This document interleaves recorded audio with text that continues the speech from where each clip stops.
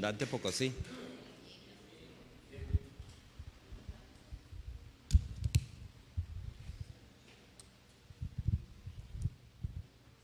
Vamos a ver si se baja cuando me siento. Sí, que dicho.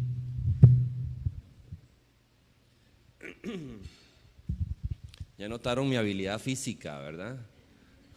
Lo ágil que soy físicamente. Buenos días, iglesia. Encantado de poder compartir con ustedes. La palabra que mejor me describe es discípulo. Es discípulo, a pesar de que tengo muchos roles. Y es la palabra que mejor me describe porque yo no llegué a Jesús por la academia en donde me desenvuelvo hoy. Llegué a Jesús por mi pecado. Hace 29 años, David, 1994 en junio, era un muchacho adicto a la pornografía y tremendamente acomplejado. Y un miércoles en la noche de 1994, el Señor me visitó. No una idea, no un concepto abstracto. La persona de Jesús me visitó. Lloré como un niño toda la noche. Le pedí perdón a Dios por mi vida, que socialmente era buena. Había que carajillo más bien portado. Me presumían. Los profesores me presumían. Fabio, excelente alumno. Mi mamá, ni qué decir, venga, conozcan a Fabito. Y cuando salía el semejante burro, ¿verdad? Ellos me presumían. Pero delante de Dios no tenía nada de qué presumir. Era un esclavo del pecado. Cristo llegó para darme libertad. Me enamoré del Señor, empecé a leer la Biblia, hice de este libro que tengo aquí, mi libro. Y decidí no ser selectivo a la hora de seguir ese libro, ¿verdad? No escoger, ¿verdad? Como es la tendencia de nosotros. Este versículo sí, este se lo dejamos al pastor David, este no, este es para Adrián, y a este también es para mí, sí. Y los pintamos de colores, unos sí y otros no. 29 años de caminar con el Señor, muchas historias que contar, pero algo que cantábamos lo resume perfectamente bien. Dios eterno, tu luz por siempre brillará. Muchas historias que contar, de fracasos, de éxitos. Cuando me convertí pensaba que la vida era una línea recta, ¿verdad? No era una línea recta, no es como ir de aquí a Limón, es más como venir de San José aquí. Hay bajadas, hay subidas, hay derrumbes, hay humedad, hay túneles donde todo está oscuro, pero la luz del Señor siempre va a brillar. Tengo una meta para esta mañana, es descomplejizar, y perdón si ya la primera palabra es compleja, pero es descomplejizar el asunto de la oración. Cuando uno se mueve en academia y tal vez inclusive en el contexto de iglesia, ¿verdad? Cuando algún maestro de Biblia se pone así como muy exótico y quiere parecer un poco más elevado, y entonces complejiza el asunto de la oración, ¿verdad? 25.201 pasos para orar correctamente, ¿verdad? ¿Cómo orar de manera efectiva? Libros de libros, videos de videos. Pero mi experiencia y la escritura no enseñan eso. En Lucas capítulo 11, verso 1, hay una petición que es única en los evangelios. Los discípulos de Jesús nunca le pidieron a Jesús que les enseñara a liderar, que les enseñara a predicar, los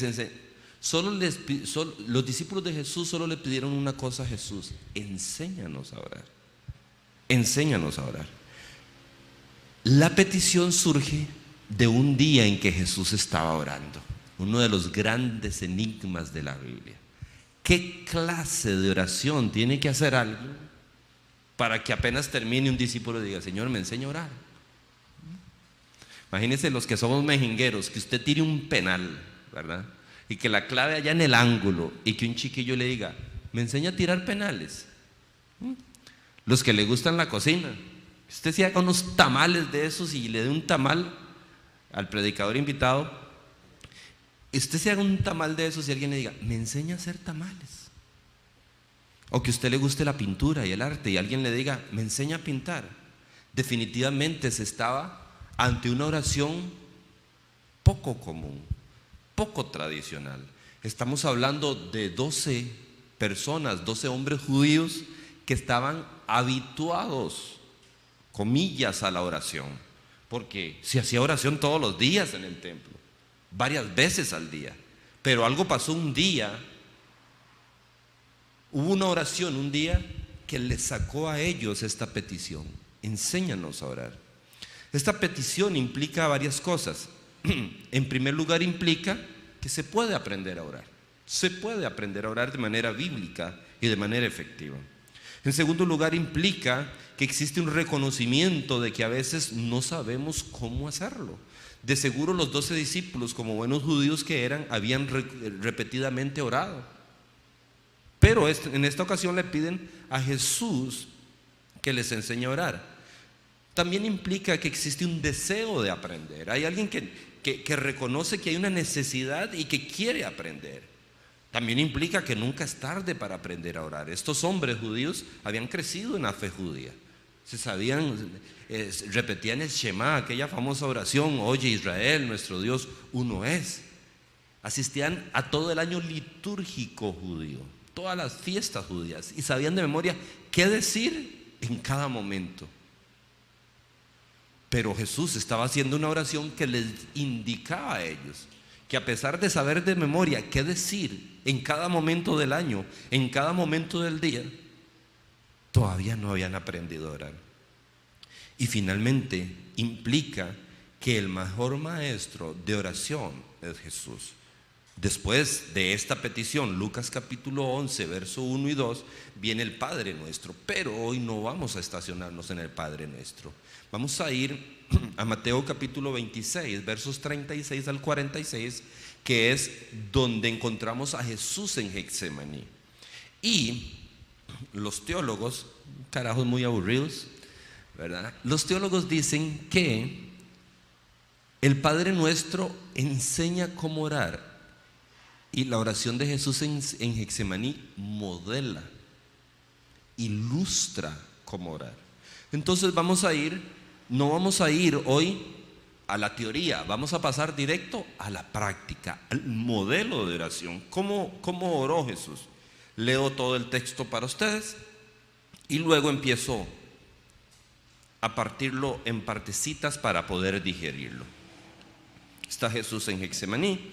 Dice: luego fue Jesús con sus discípulos a un lugar llamado Getsemaní. Mateo 26, 36. Y les dijo: siéntense aquí mientras voy allá a orar.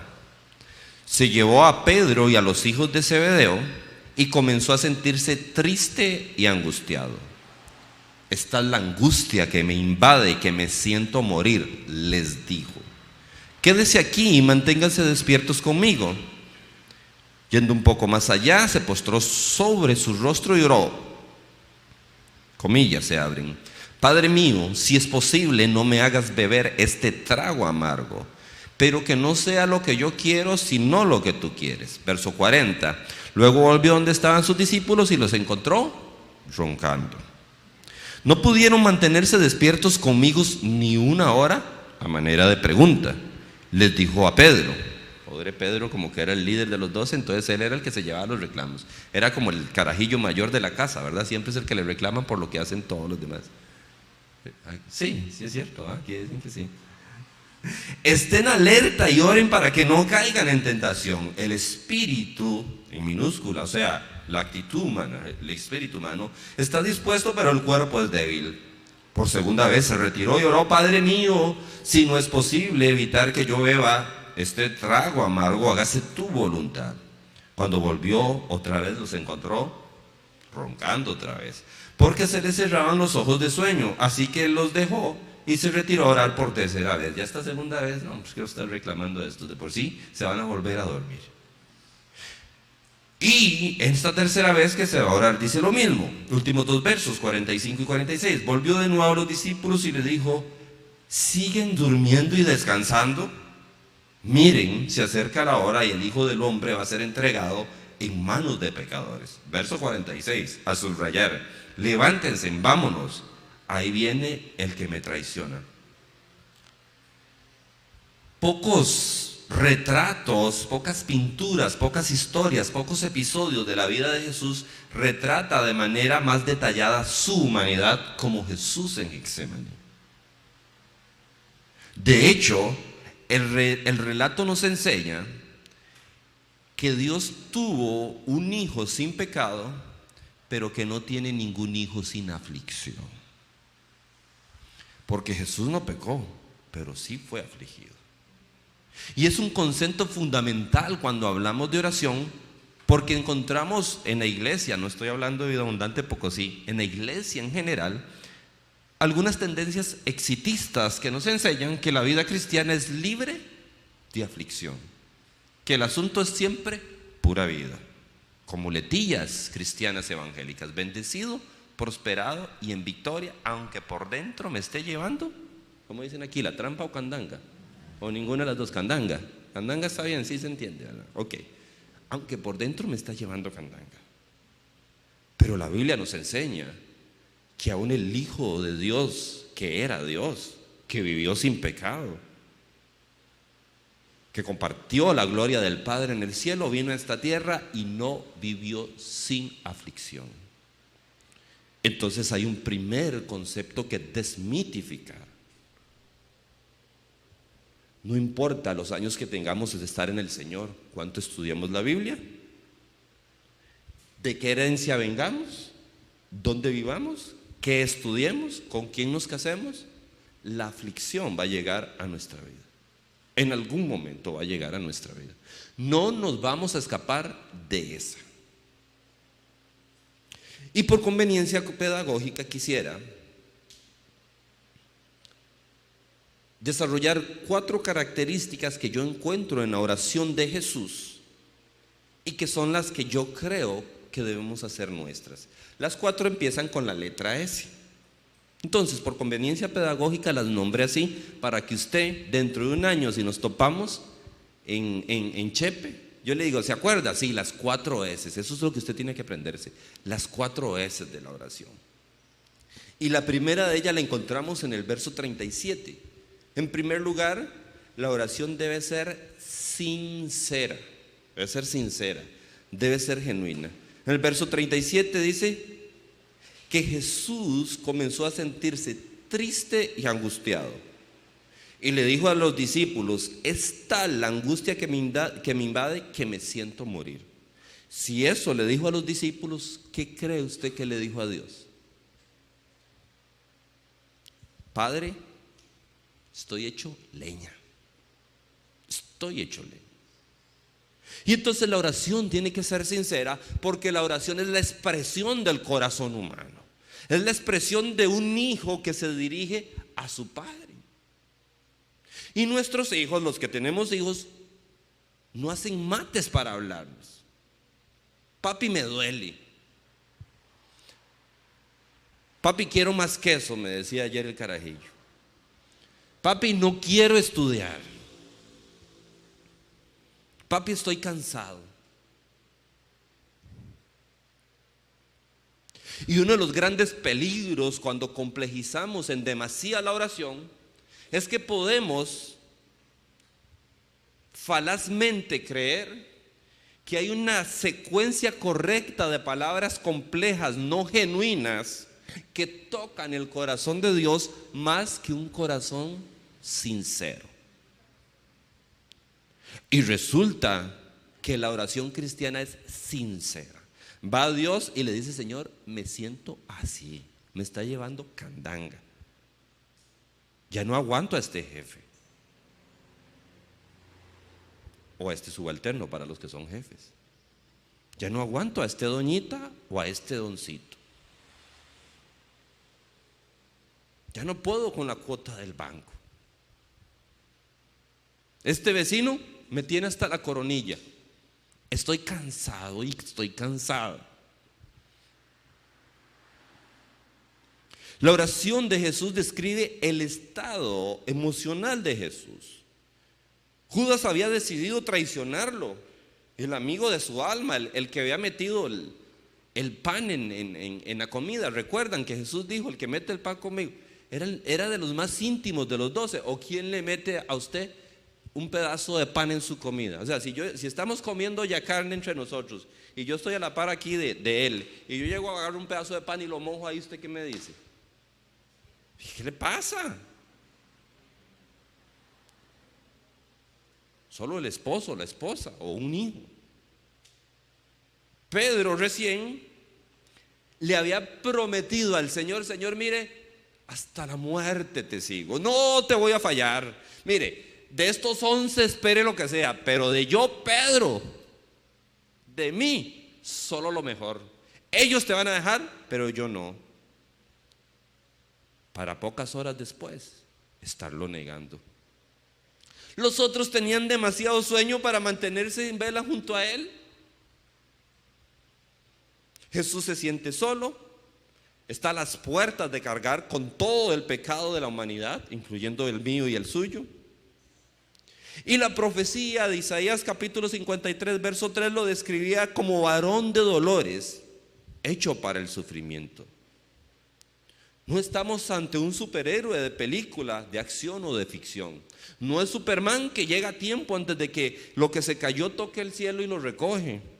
Ni es un Superman que lleva un avión. Ni es Spider-Man subiendo paredes. Estamos ante el Hijo de Dios, sí, pero que está solo.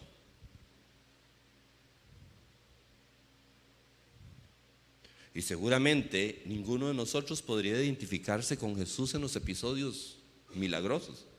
O usted ha caminado sobre el agua, o ha resucitado a un muerto.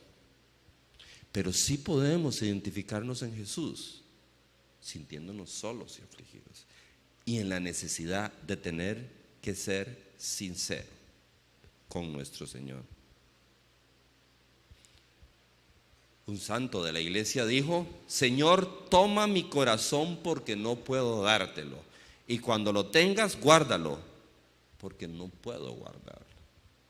La oración es, en primer lugar, primera S, vamos con quiz, aquí estamos con quiz, es sincera.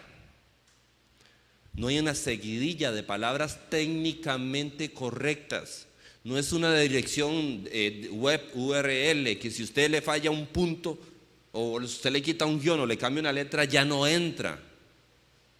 Es una oración sincera de alguien que entiende que Dios no tiene hijos sin aflicción, incluyendo a Jesús.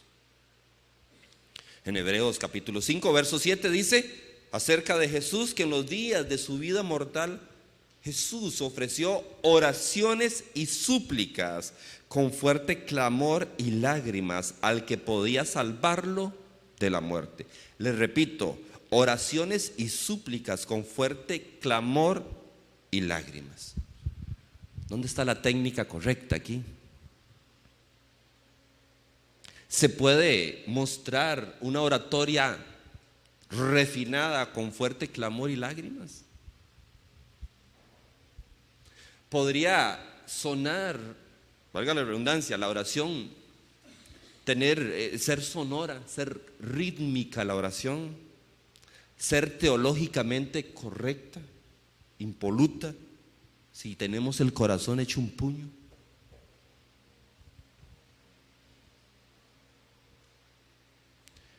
Cuando decimos, ¿qué digo decimos? Cuando gritamos Señor, sálvanos, no importa si la frase es rítmica, si es teológicamente correcta, si está dicha en el momento y en el lugar correcta y en la posición corporal correcta, de rodillas, de pie o acostado. Solo importa una cosa: Señor, sálvanos, sálvanos. Cuando nos estamos ahogando, nadie se ocupa de la técnica. Simplemente saca un clamor sincero de su corazón. Sincera, en segundo lugar, es sencilla. Sencilla, sincera. Sincera es la actitud, sencilla es la forma. Verso 39, se postró Jesús sobre su rostro y oró. 11, 15 palabras dependiendo de la versión de la Biblia que usemos. Padre mío, si es posible, no me hagas beber este trago amargo, pero no sea lo que yo quiero, sino lo que tú quieres. Esa es la oración de Jesús. No es excelentísimo Rey del cielo que habitas la bóveda celeste, que estás más allá de los astros y las estrellas, que los cielos no te pueden contener y solo con un telescopio podríamos intentar contemplarte, pero ni aún así llega a ti. No es eso. Es Padre, mire, yo sé que nací para esto, pero no quiero hacer lo que, o sea, no quiero ir ahí donde usted me está mandando, pero si tengo que ir, voy, como los machos o como las machas, ahí voy.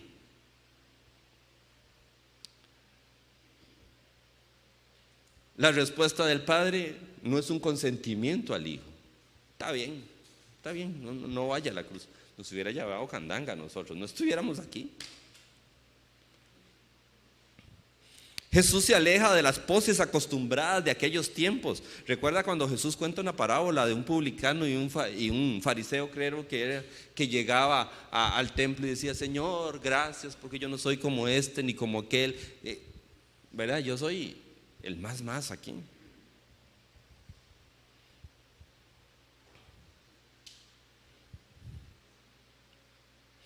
Jesús dice: Padre mío, si es posible, no me hagas beber este trago. Por favor, note que cuando enseña el Padre Nuestro dice Padre Nuestro. O sea, estamos pluralizando la oración. Pero en Getsemaní es Padre mío. Y personaliza el concepto de Padre. Porque lo que necesito hoy, lo que necesito aquí, ante la cruz, con la cruz al frente, es sentir que Dios es mi Padre, que está conmigo, que Él me fortalece. Jesús nos enseña que la oración no es elitista, no tiene barreras geográficas. No es que si estoy aquí en el auditorio, Dios me escucha, pero desde la casa no me escucha. La señal de Colby se va si uno está ahí en medio del Cerro Surquí, pero la de Dios no se va nunca. No tiene franjas horarias. No es que si oro a las 10 de la mañana en punto, a esa hora el Señor está más desocupado porque en la mañana está haciéndole desayuno a los ángeles. No, señor, señora. No tiene franja horaria. No tiene prerequisitos mínimos. ¿Ha tratado de aplicar a algún lado? A un trabajo a un programa en alguna universidad. Tome, aquí está la lista de requisitos. El corazón quebrantado y arrepentido no desprecia al Señor. Aún nuestros padres, que quizás sean los seres humanos que más nos aman o nos han amado en esta tierra, aún ellos hay tiempos en que están en el trabajo y en que están dormidos y en que no están de ánimo para escucharnos. Pero el Dios del cielo está conectado 24/7, inclinando su oído para la oración que es sincera, la oración que es sencilla, que no es compleja, que se acerca como hijo,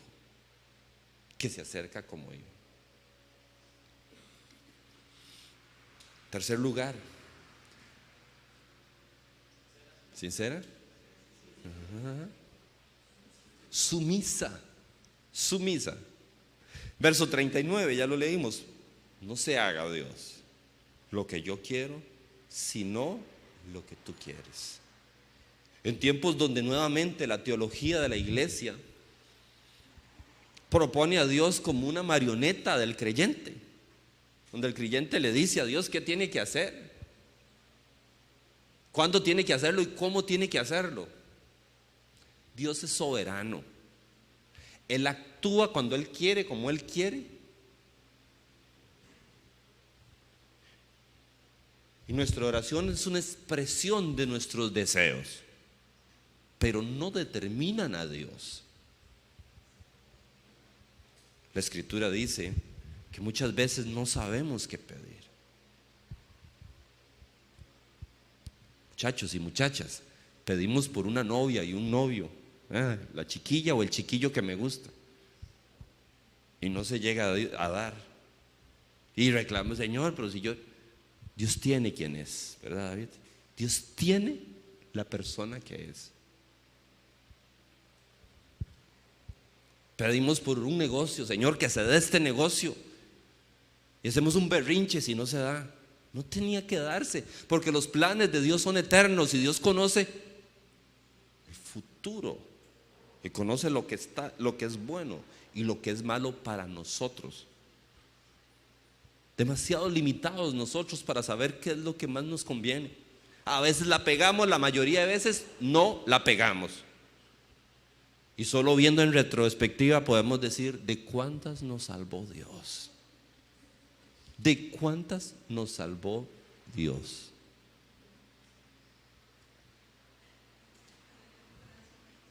Jesús nos enseña que la oración debe ir acompañada de sumisión. Cuando dejo escoger a Dios por mí, me pongo yo al servicio de Dios y me niego a poner a Dios al servicio mío.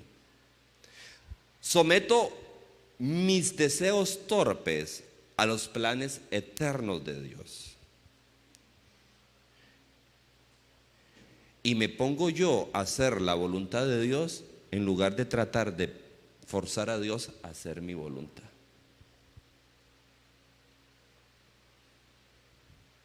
Tratar de imponer mi voluntad a Dios es falta de fe en Él y demasiada fe en mí mismo. Por cierto, cristianismo no es humanismo.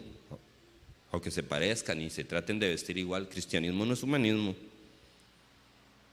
Los cristianos no confiamos en nosotros mismos en demasía. Manejamos una autoestima equilibrada y saludable que nos permite caminar en la vida. Pero nuestra confianza última está en Dios. Nuestra confianza última está en Dios, no en nosotros mismos.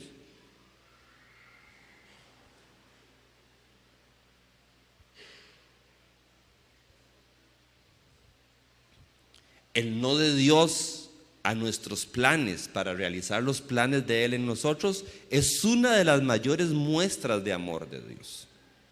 Muchas veces nos corresponde aceptar lo que no podemos comprender. Mira lo que les voy a decir, gente. En repetidas ocasiones Dios nos lleva de lo bueno a lo desconocido. Y a nosotros no nos gusta. A nosotros nos gusta mantenernos en lo bueno. Pero solo cuando exploramos lo que es desconocido para nosotros, pero conocido para Dios, logramos alcanzar todo el potencial que tiene el hacer los planes de Dios y en ponernos a la orden de los planes que Él trazó desde la eternidad. Estoy hablando de hace unos 5 o 6 años, David. Me despierto en la madrugada, bastante común que me despierte en la madrugada, y me pongo el chiquillo mío tiene como 4 o 5 años, entonces me pongo a hacer planes para mi hijo. Ay, qué bonito, que vaya a esta escuela y que vaya a este colegio. Siempre he soñado que estudien fuera del país y que tenga esto y que haga... Construir la vida de mi hijo, casi que, papito, tranquilo, ya toda su vida está. Cuando estoy en eso, baja un pensamiento que entiendo que es de Dios para mí. Fabio, acá, papito. Matías es mi hijo. Matías va a cumplir los planes que yo tracé para él, no los que tú trazas para él. Los planes míos para él, ¿verdad? No los tuyos para él. Y me dice, ¿acaso que tú hiciste lo que tu mamá quería? Y me pongo a pensar, mami quería que yo fuera médico. Siempre me decía, ay papito, el día que tenga una gabacha blanca, mire, si usted me ve con una gabacha blanca es que me van a operar. Pero si no, no. Mami quería que yo fuera médico. Yo cuando estaba en secundaria, 8º, 9º año, quería ser periodista, quería estudiar ciencias de la comunicación. Y a los 18 años, como a Pablo, me atravesó el Señor, me botó, tiró al suelo y me dijo, papito, olvídese de la medicina, olvídese de la ciencia de la comunicación, venga para acá, papá. Como le dijo a Pablo, instrumento mío me eres para llevar el evangelio a los gentiles, punto.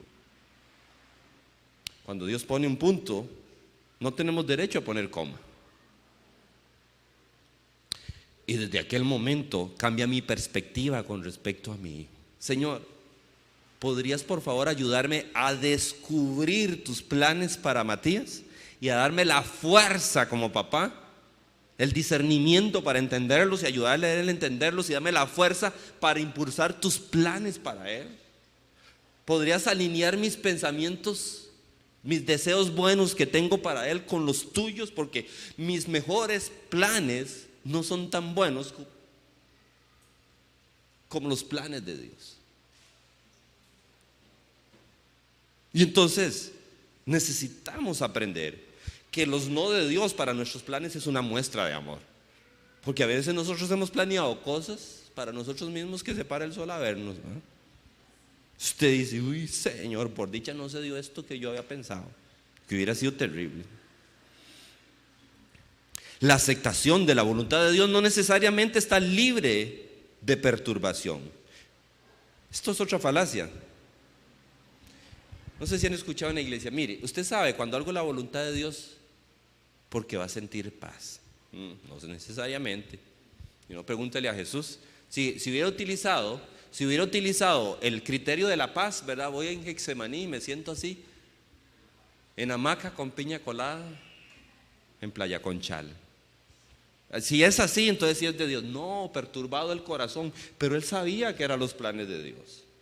Así es nuestra vida. Muchas veces entendemos que hay cosas que son la voluntad de Dios, pero nos perturban el alma. Y muchas cosas que nos dan paz no necesariamente son de Dios. Nuestra disposición a aceptar la voluntad de Dios depende de lo amarga que esté la copa. Tomamos un traguito. Si está dulzona, vénganos tu reino, ¿verdad? Si la sentimos amarga, Señor, aquí están tus siervos. Escoge cuál de ellos quiere.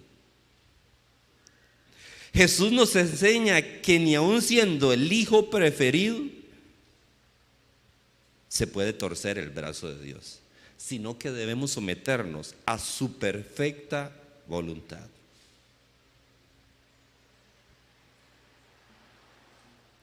En Hebreos 5:7 dice: en los días de su vida mortal, voy a completar el pasaje que leí hace rato, ofreció oraciones y súplicas con fuerte clamor y lágrimas al que podía salvarlo de la muerte. Hasta ahí llegué hace un rato. Ahora sigue. Y fue escuchado por su reverente sumisión. Aunque era hijo, mediante el sufrimiento aprendió a obedecer. Gente, iglesia linda, decirle a Dios, hágase tu voluntad, es una oración tremendamente arriesgada. Firmar un cheque blanco, pero a la vez es la más segura de todas. Porque no sabemos a dónde nos va a llevar el Señor, pero sabemos que a donde nos va a llevar, Él va a estar. Y nos va a dar las fuerzas para salir adelante. 29 años de caminar con el Señor. Como el Cerro Surigí, derrumbes, túneles, de bajada, de subida, con locos que vienen de frente, pero siempre la luz de Dios brillando ahí. Sincera, sencilla, sumisa. Número 4, orar siempre. Aquí la tengo como persistente, pero como recurso mnemotécnico, orar siempre. Siempre. Encontramos que Jesús se va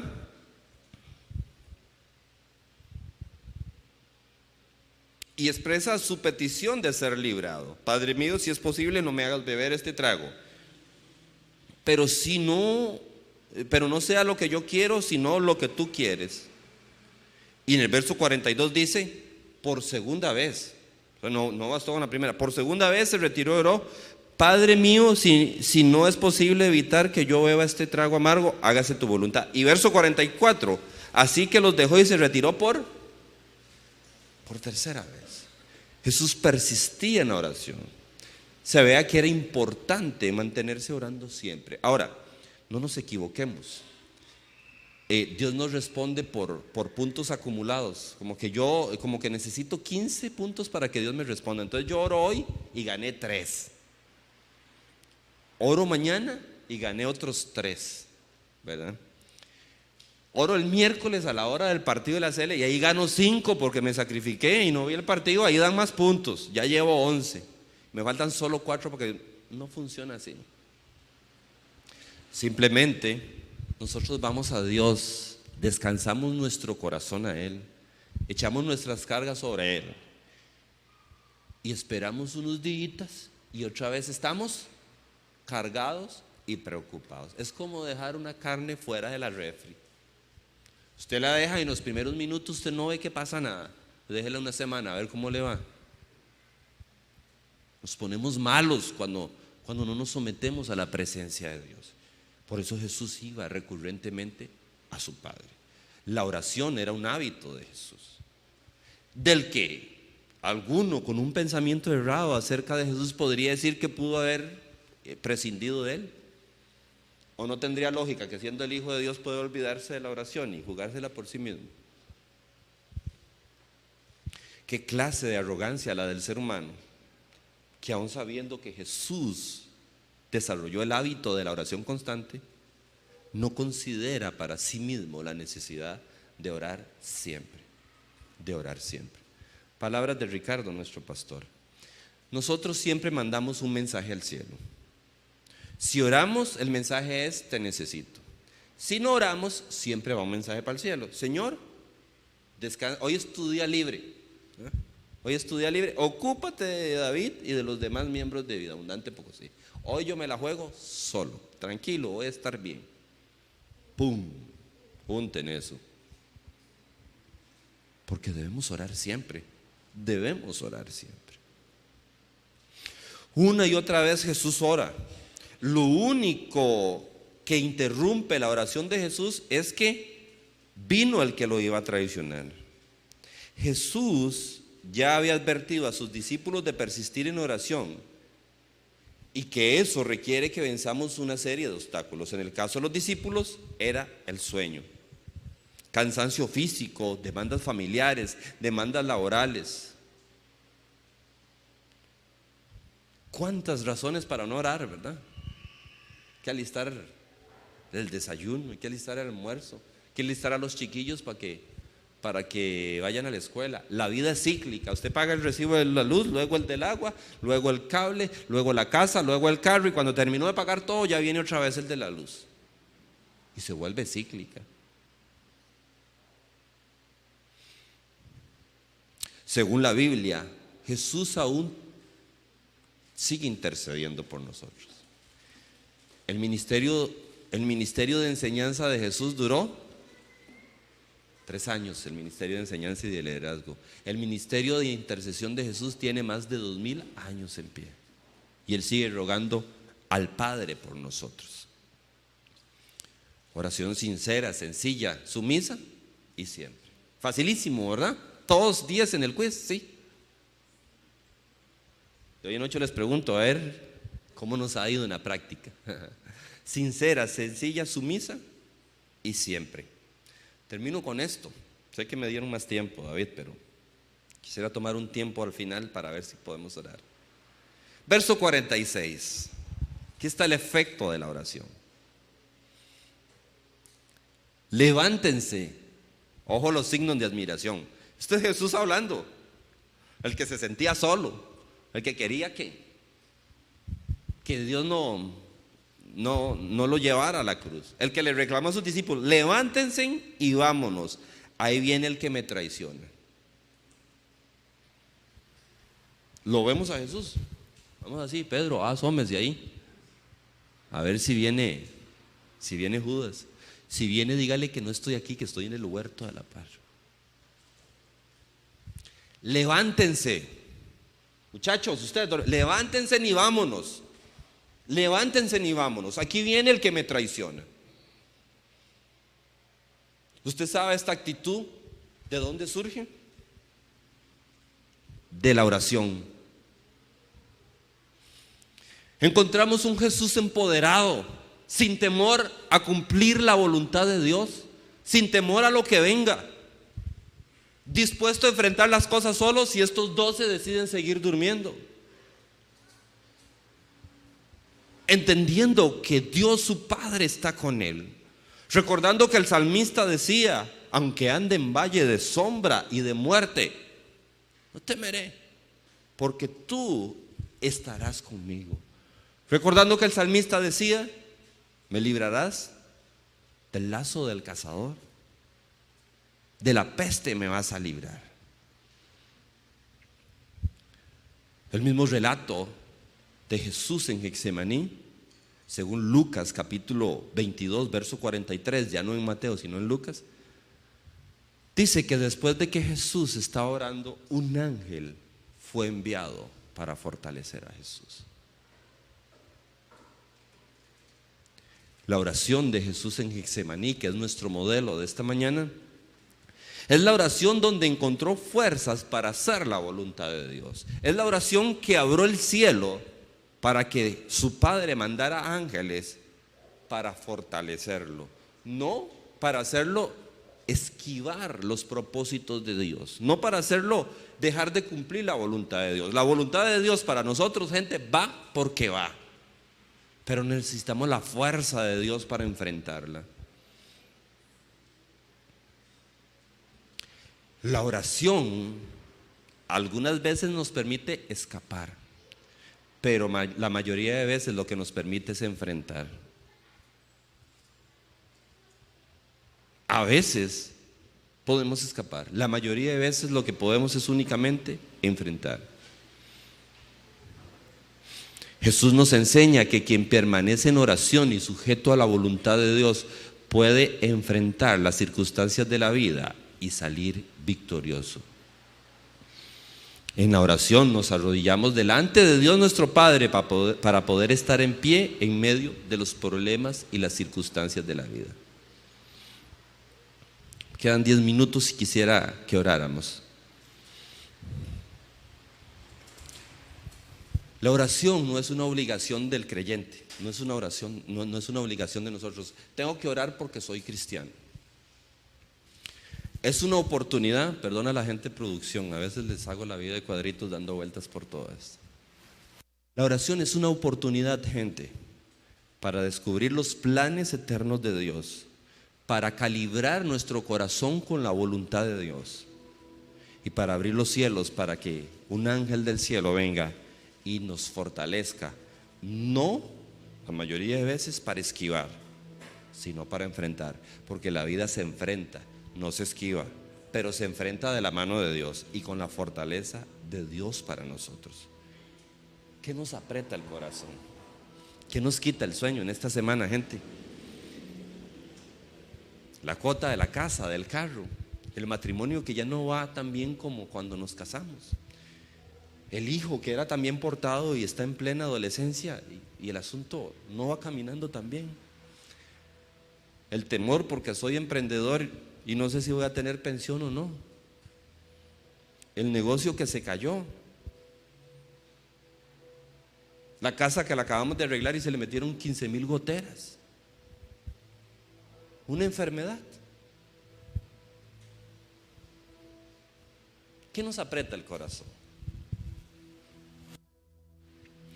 Con eso que nos aprieta el corazón, tomemos unos minutos y vamos a ir sinceramente, sencillamente, sumisamente a Dios.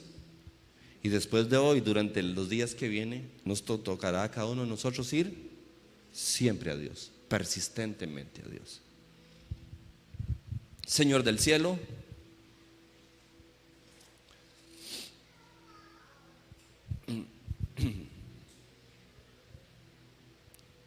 esto que nos duele, Dios,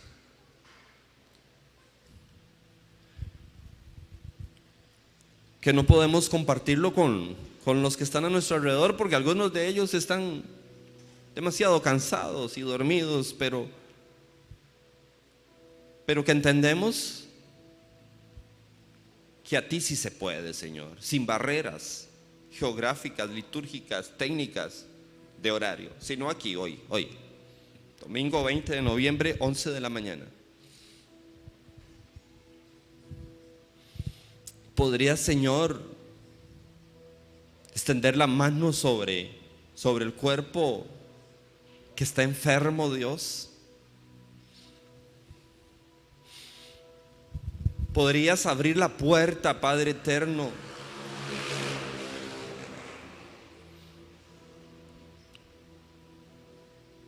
para que lleguen los recursos que necesitamos para terminar este año y este mes? ¿Podrías tocar el corazón de mi hijo, de mi esposo, de mi esposa, de mi hermano, de mi mamá, de mi papá, que te ha vuelto la espalda? ¿Podrías seducirlo como me seduces a mí cada día para amarte?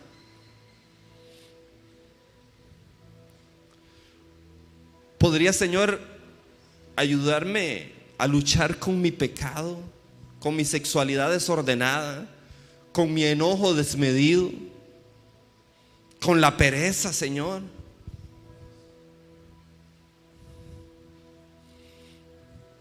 ¿Podrías tomar control, Dios, sobre mis finanzas? Dominio propio, Dios, sobre mis finanzas.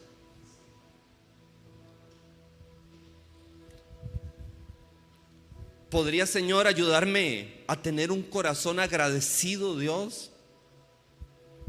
No permitas que la queja vuelva a salir de mis labios, Señor, porque no merecemos nada, pero tú lo has dado todo, Señor. ¿Podría, Señor, arrancar el temor de mi corazón? El temor a enfrentar a una persona, a enfrentar una decisión, a enfrentar una circunstancia, Dios.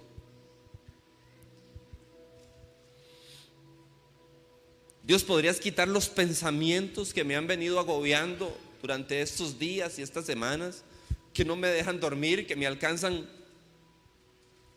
varias veces al día, Señor? Señor, si me siento perdido y no sé qué trae el futuro, tengo temor acerca de lo que viene, ¿podrías recordarme que somos hijos tuyos, personas de propósitos trazados desde la eternidad, que estamos en tus manos, Señor, que tú guías todas las cosas, Señor, conforme a tu bondad, a tu amor y a tu perfección, Señor? ¿Podrías permitirme descansar en ti, Dios? Estoy cansado de confiar en mí mismo. ¿Podrías ayudarme a descansar en ti, Señor? ¿Podrías ayudarme a tratar mejor a mi hijo, a mi esposo, a mi esposa, a mi padre, a mi madre?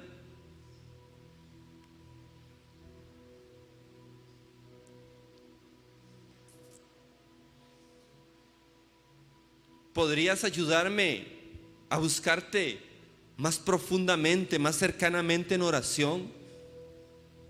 A leer tu palabra, Señor, y abrir mi entendimiento para entender lo que quieres decirme cada día, Padre. ¿Podrías quitarme el temor a la muerte, Dios? Que sepamos que cuando llegue es un paso para abrazarte y verte cara a cara, Dios. ¿Podrías ayudarme, Dios, a perdonarme aquellas cosas con las que me sigo martirizando, como si tú no las hubieras perdonado ya, Señor?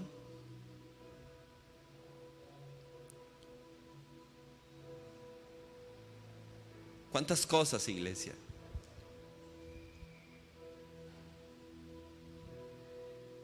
¿Cuántas cosas apretan nuestra alma, nuestro corazón? ¿Cuántos pensamientos que no son de Dios llegan a nosotros?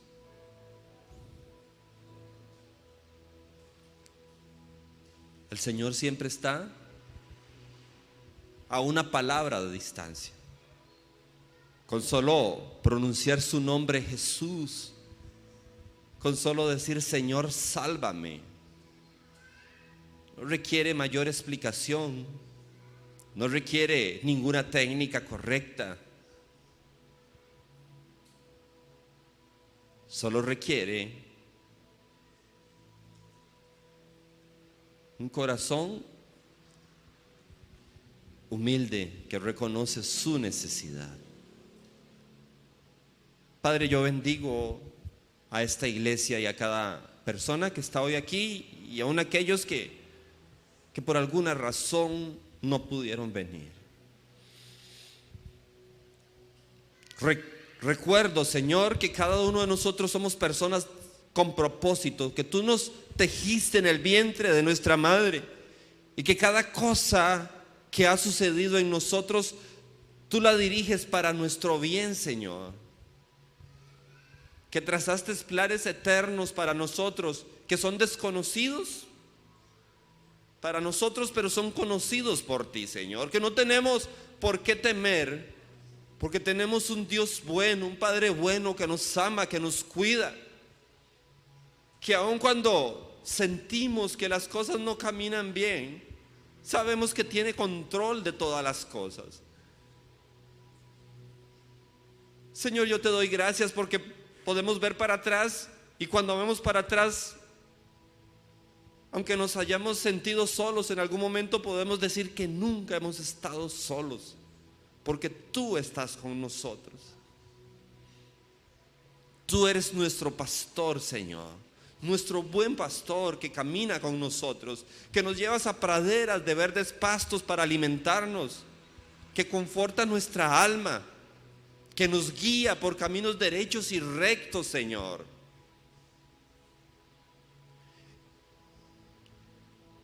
Podemos decir con paz, con confianza, que como has sido fiel hasta hoy, así lo seguirás siendo en el futuro. Y por eso, Señor, honramos tu nombre, Dios. Afirmamos nuestros pensamientos en ti. Afirmamos nuestro corazón en ti. Rechazamos, Señor, renunciamos a una mente divagante, a un corazón divagante que se despista, que no reconoce que en Dios podemos estar confiados, dormir confiados, vivir confiados, que podemos confiar nuestra vida a Dios, que podemos confiar nuestro negocio, nuestra familia a Dios, que podemos confiar nuestros hijos a Dios. Porque todo lo que somos y tenemos no es nuestro, es obra tuya, Señor. Es obra tuya, Señor, trabajando a veces a la vista, a veces de encubierto, silenciosamente, Señor, pero siempre podemos decir que vemos tu obra en nosotros, Señor, y en los nuestros. No más temor, Señor, no más temor. Y cuando llegue, ayúdanos, Señor, por favor, a recordar que podemos confiar en ti, Señor. Tu palabra dice que el justo vive confiado como un león. Nosotros somos tus hijos, Señor, comprados por tu sangre, redimidos por ti, llamados del mundo, separados del mundo, librados del pecado. Y no solo somos tus hijos, Señor, somos parte del ejército que tú has convocado, Señor, para extender tu reino, Padre. Permítenos, Señor, reconocer tu mano, Señor, siempre en nuestra vida, Dios. Que no perdamos la gratitud, Señor, por tu bondad diaria, Señor. Que no tengamos por común, Señor, aquello que es un milagro en nuestra vida, el privilegio de despertar, de tener personas que nos aman, el privilegio de poder hablar contigo, Señor, el privilegio de poder venir y reunirnos para honrarte y adorarte, Señor. No todos tienen este privilegio, Padre. Y hacemos una última petición, Señor. Enséñanos a orar. Enséñanos a orar, Señor. Sencilla, sincera, sumisa y siempre. Que tu Espíritu esté siempre en medio de nosotros y que tu nombre sea glorificado, Jesús. Amén y amén.